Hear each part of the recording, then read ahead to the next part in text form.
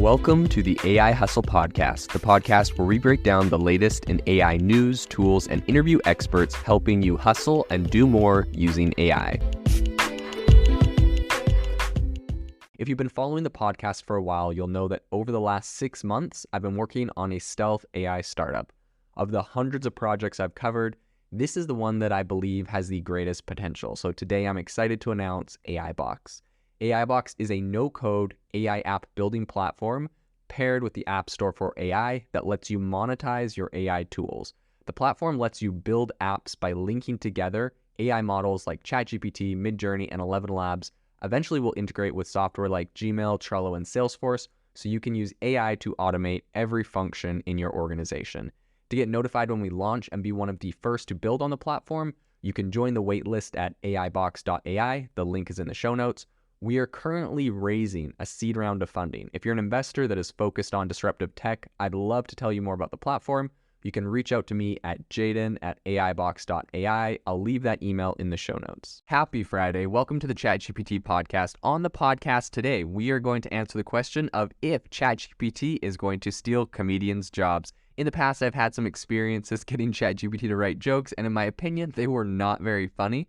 But a recent article came out on Vulture where they actually had ChatGPT, and perhaps this is the secret, they had ChatGPT write jokes in the style of specific comedians, and then they had comedians give commentary on those jokes. They're written in their own personal style, so this should be pretty interesting.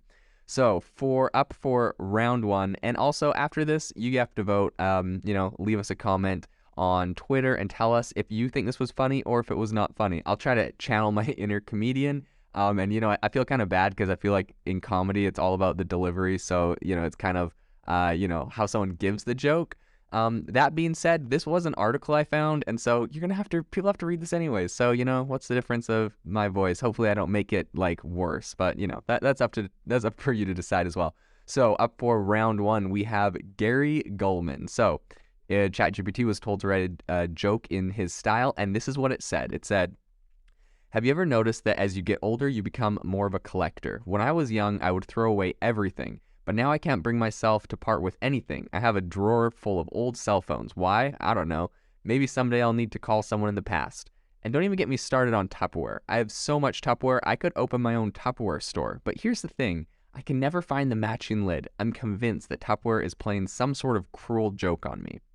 So that was ChatGPT. I mean, I might have missed the punchline there. That was ChatGPT's joke. Then we got Gary Gulman. This is what he had to say about this masterpiece copying his style. He says, "The first thing I thought was, I can't imagine the computer would have an understanding of what in the style of Gary Gulman means. I don't even know where it's drawing from because I would have a hard time describing my style." Side note on this, ChatGPT was also trained off of video, so people were able to actually get like closed captions on YouTube videos. So assuming he's, has like 100 YouTube videos of him talking, ChatGPT would be able to get the closed captions, get the text from that and be able to pretty much use that to copy style. So that's probably where to get it. Then he says, "I have a few precepts and restrictions, but for the most part, I just sound a certain way." The next thing was looking at the joke. Number one, the line, "Have you ever noticed?"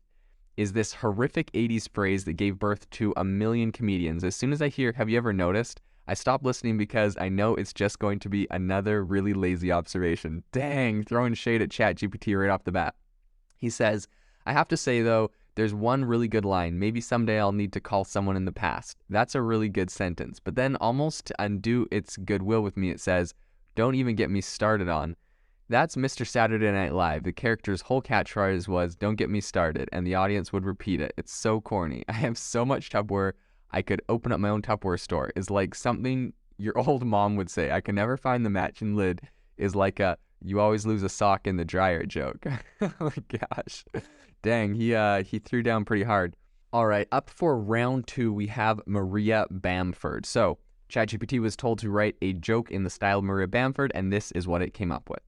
"I'm not sure how to feel about getting older. On the one hand, I'm more experienced and wiser. On the other hand, I can't remember anything. I went to the grocery store the other day and forgot why I was there. So I just walked up and down the aisles until I found something that looked familiar. That's how I ended up with a cart full of butternut squash and cat food. It's like my brain is slowly turning into a random number generator." All right, this is what Maria Bamford had to say about that. I thought it was interesting that this was in the style of me because it isn't personal. My stuff is always about mental health or personal experiences, and the way the chatbot did it was very observational and crowd-pleasing. Nothing that anybody would be uncomfortable with. It felt more like a very popular club comic deck which can be great.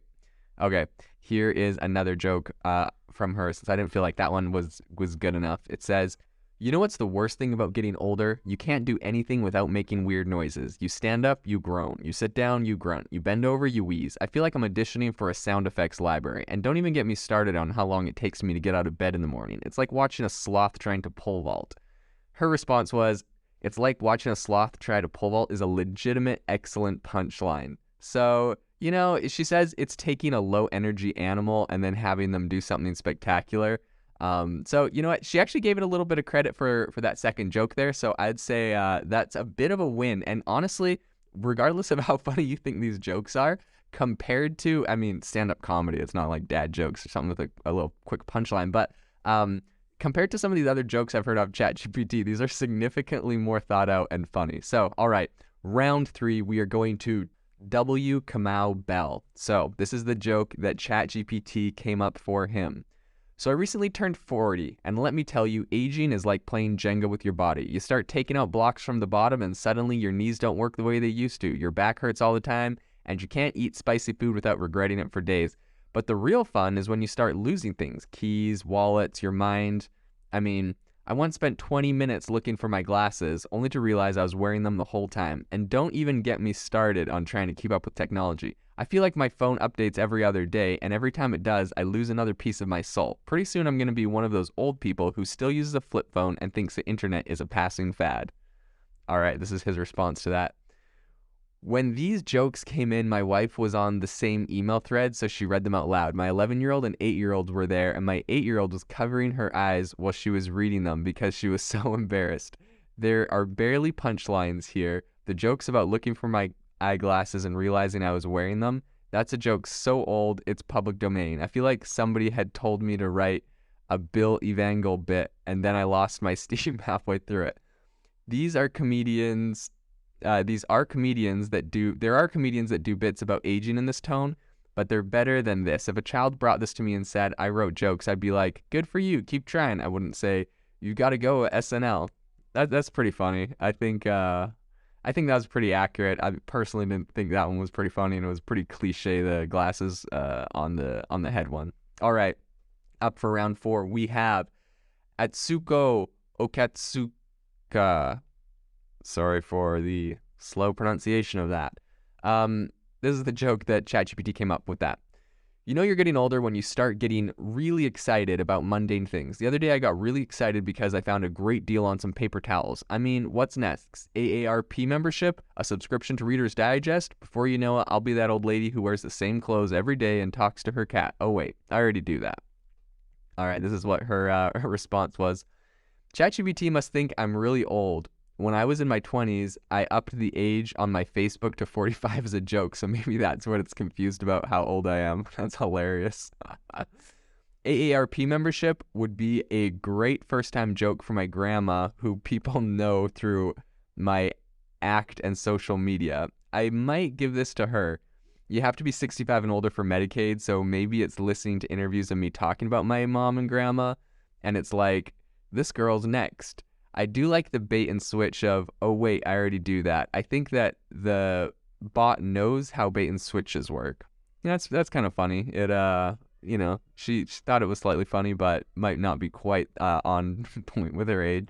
All right, how did ChatGPT do? Let me know. Shoot me a tweet on Twitter at Jaden_AI. I'd love to know what you think, if ChatGPT is going to take over comedians' jobs in the future. Until next time, have a good day. If you are looking for an innovative and creative community of people using ChatGPT, you need to join our ChatGPT creators community. I'll drop a link in the description to this podcast. We'd love to see you there, where we share tips and tricks of what is working in ChatGPT. It's a lot easier than a podcast, as you can see screenshots, you can share and comment on things that are currently working. So if this sounds interesting to you, check out the link in the comment. We'd love to have you in the community. Thanks for tuning in to the AI Hustle podcast. If you could do us a massive favor, we would really appreciate it if you could leave us a review wherever you get your podcast. This helps people find the podcast. It helps people know this is a good place to go. And we would really appreciate it as it helps us continue to bring on incredible guests and share incredible content for you to listen to.